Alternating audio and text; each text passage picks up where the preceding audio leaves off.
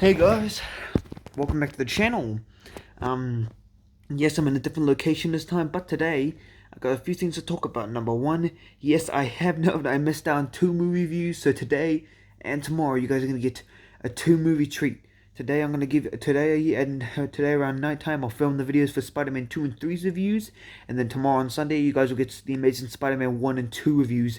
It's little gifts because of me missing out on uploading videos. Then on Monday I'll be back to the usual schedule. I'll upload a video reviewing the Spider-Man Homecoming. Then Tuesday I'll upload. Then Wednesday I'll upload a video reviewing Venom. Then Thursday Into the Spider-Verse. Friday Far From Home. And then obviously, next will be Venom That to Be Carnage.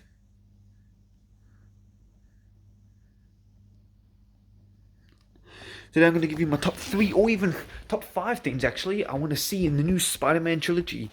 Recently it's just been announced that Tom Holland will indeed be reprising the role of Spider-Man in 3 more films, which means we get another trilogy, boys.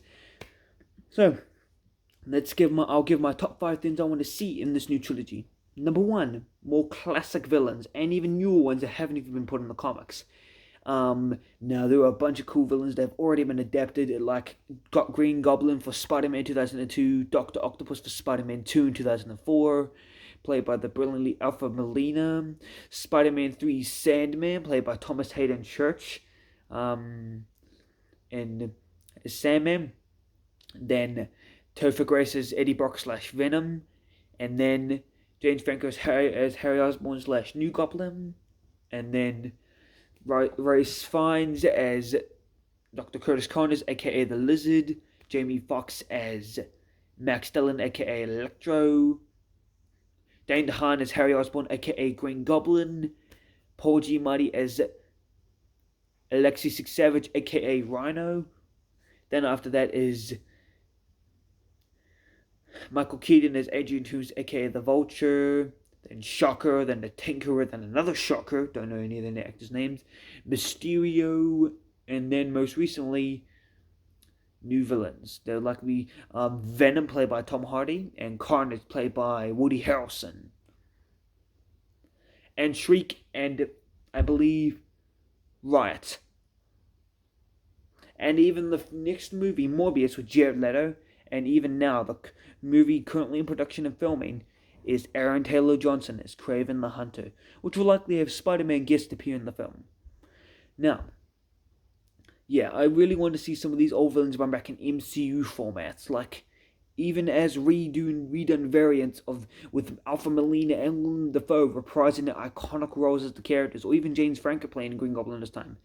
Like Willem Dafoe playing a variant of the 2002 Raimi Goblin after he went back into his time and died, because it's likely all the villains will return back to their original points. So maybe keep the variant idea going. We meet Willem Dafoe as a new Green Goblin, but he hasn't become the Green Goblin yet.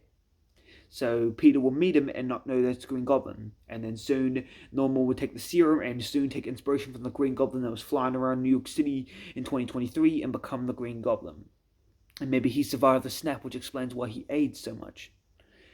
And then after that, well, obviously after that, then you'll make Green Goblin and even bring in other villains. Like the Chameleon, Wilson Fisk even from the Daredevil show, which would be unique to see Wilson Fisk into the fold, and many other MCU villains. And then number 2, Harry Osborn. Now, Harry Osborn, I'm very hoping to see him in the MCU. Now, it is likely that Aunt May will likely die, and this next trilogy will see Peter on his own like he is in the comics, and will kind of make him forge him into the Peter we see in the comics. A person who prefers to pretty much act alone as a superhero, doesn't really want to team up with many people, only if he has to, and tries to keep his secret safe as much as he can. So it's a really nice way to restore Peter's identity, but not sacrifice it in a stupid way by losing his relationship. Although, unfortunately, he does end up losing his relationship with MJ in a way. He will end up losing it, because him being Spider-Man and their crazy, wacky adventures is what made them become Spider-Man. And it's likely that even the memories in between him being Spider-Man will likely be erased. Including the whole world. Now remember who the Spider-Man is. The only ones between him and Doctor Strange will remember who they are, including the other Spider-Man of his time. It's likely Andrew and Toby will not be done redoning their spider suits, because, well, It's like with being the Doctor or being the President. Once you're that character, once you're the Doctor or the President or Spider-Man, you keep that name for the rest of your life, even when you're not even there anymore. Like with Matt Smith or David Tennant or even William Hartnell and Patrick Troughton and John Pertwee, who've all sadly no longer with us. They are always going to be the Doctor, because that's who they played. William Hartnell played the first one. He will be known forever as the first Doctor. Patrick Troughton, John Pertwee, they will forever be defined as the Doctors, Doctor Who, even including Tom Baker, Peter Davison, Colin Baker, Sylvester McCoy, Paul McGann, John Hurd, Christopher Eccleston, David Tennant, Matt Smith, Peter Capaldi, and Jodie Whittaker, and even the ones who weren't mainline Doctors like that Black Doctor actress. They will be known as the Doctor because they played that Doctor. And even the Master and Spider-Man. Toby and Andrew, just because they're done, you think they're done permanently? Hell no, they will go on and on Spider-Man. Even if they're not even Spider-Man, Toby isn't even Spider-Man anymore, and he still is Spider-Man. Even though most fans say that he's not the current Spider-Man anymore. He still is Spider-Man every day since 2002. Since the day he was cast, he was Spider-Man. And even when he stopped being Spider-Man, that doesn't mean he was Spider-Man, he was not Spider-Man anymore. He just wasn't Spider-Man in the movies. Same with Andrew Garfield. And Tom Holland? Likely, yes. Unfortunately, one day the world will move on without Tom Holland's Spider-Man. And I would not like to see a fourth reboot. Because I don't think we need it. But yeah, like I said, I'm very excited to see Harry Osborn back in the fray. It would be nice to see more classic comic book characters, which would lead me to my third point, more classic Spider-Man storylines, because, well, we haven't seen much more classic Spider-Man stuff since the early days of the Sam Raimi films. Because, well, Spider-Man 3 took it in a much more different direction. It had that Raimi vibe, but they sort of stabilized it. Andrew Garfield's, it was a reboot. They couldn't really do anything new. I kind of like the grounded tone. That's why The Amazing Spider-Man is so fascinating as a movie, that everyone always often overlooks how amazingly fascinating and amazingly ambitious that movie is, and nearly succeeds in some of its ambitious areas. Just the parts they were hoping to try and succeed with failed, whereas the parts they weren't wanting to try and succeed, they weren't really cared about, succeeded. The dark tone succeeded. The more groundable tone didn't succeed, but that was morally on Sony's part for making the villain a giant lizard. But yes, like that. Things can be fascinating, and I would really like to see a classic Spider-Man adventure merge the kind of grounded-ish tone of that, the tone, the feel of the MCU, and the feel of the Raimi and Mark Webb films. Merged with that, because I don't want it to be really stuck as a Disney comedy movie. Like, I like the comedy aspect. It worked for the first film, because, well, they were the kids who watched those back then. I'm not counting me. I was part of the Raimi generation of kids Raimi fans. Those who grew up with the Raimi and Mark Webb films, grew up with those films. Those ones who are growing with the Holland films are going to grow up with the audience. They amped it up the tone a bit with the sequel. Kept the kiddish but amped up the tone. And this one, they're amping it up again. Because they know if you bring back the legendary actors, even not Toby and Andrew, you need to make the tone a bit more serious. Because this is serious stuff. And I really like how they make it grown up now. Like, it's not like Homecoming. They're not kids anymore. The world isn't. It's like Johnny Lawrence said. You're not kids anymore. The world isn't just going to hand it to you. You're gonna have to crawl. You don't even have to crawl across the floor. Use your own teeth if you have to. That is what the trilogy I feel like is all about. About growing up from a kid to a man. And from Toby and Andrew, I think if Toby and Andrew do appear, which they practically are at this point, he will learn what with great power comes great responsibility. This is his Spider-Man 2. This is Peter's Spider-Man 2. This is the MCU Peter's Spider-Man 2, where he will learn the ultimate test of being a Spider-Man. The ultimate test of being a Spider-Man. No matter how much you fall, can you get back up? That's not the only test they look for. Spider-Man always look for when they get tested. There are more than one test. It's like life. It's a book of chapters, and there's tests in between each chapter. Like in Harry Potter, Harry goes through each chapter, each test. This is a test. He'll go through each test. Different ones than the other. And I will hope that this movie will bring back a more Spider-Man-ish tone.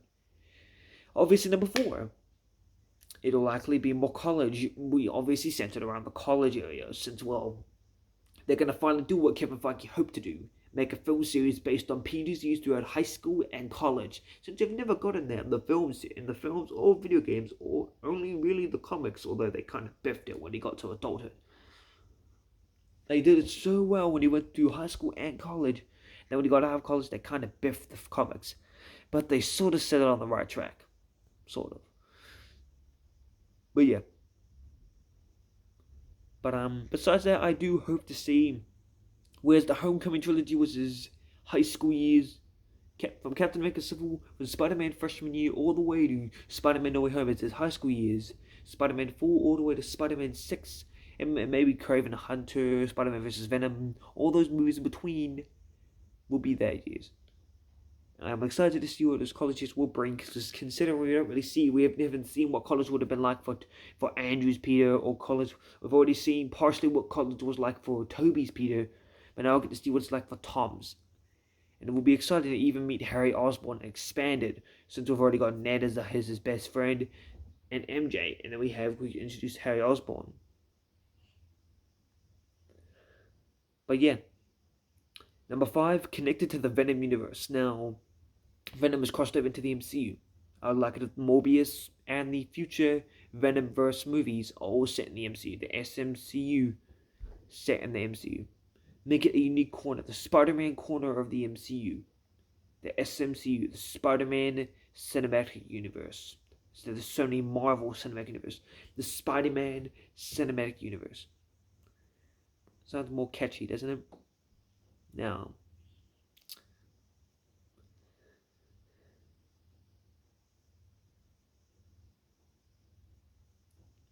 yeah. But that's all I've got. I'm excited for this new trilogy of films, and I'm excited for the ultimate experience of Spider-Man No Way Home. The next movie will be Spider-Man 4, which is his fellow Fed's 4th film, which will be nice to see a 4th Spider-Man film. And I will indeed be seeing it in 3D whenever it comes out with my mom. And then the 5th one, maybe, and even maybe the 4th one, I might get to see, trying to convince my nan to come along. But yeah, I'll see you guys later. See you later. Make sure to like, subscribe, and click the notification bell so you don't miss any new content. And see you later.